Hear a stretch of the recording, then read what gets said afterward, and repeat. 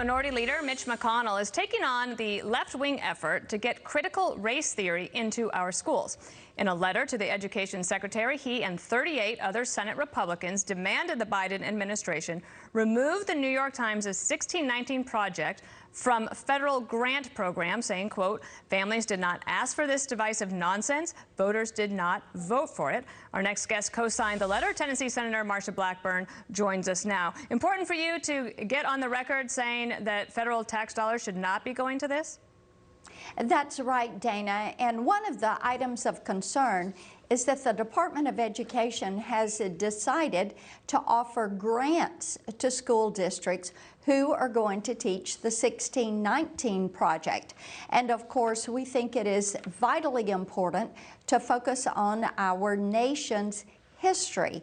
And we have historians who have debunked much of this poison that is going into children's classrooms through the 1619 project. And by the way, the cities, Chicago is one of the cities that has allowed this in. California is one of the states that has allowed this into their curriculum.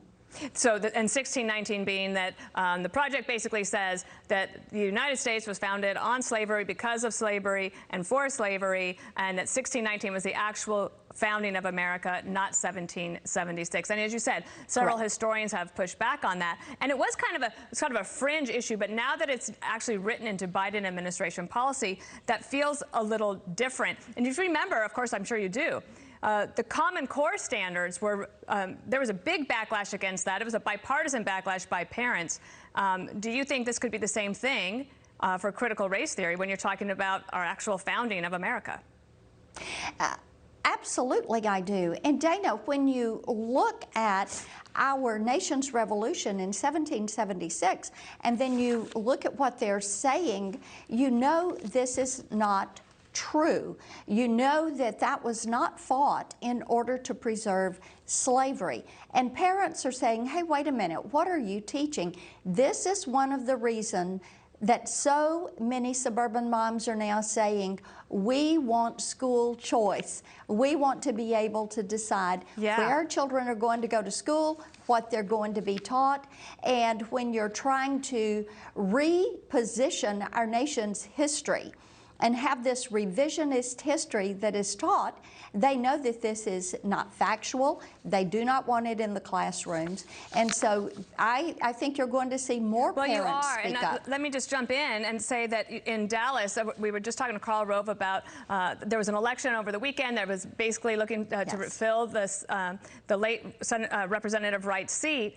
But there was also a school board election, and by 70% of the vote, the candidates that were going against sort of woke education, they won by 70%. It was a bitterly contested election.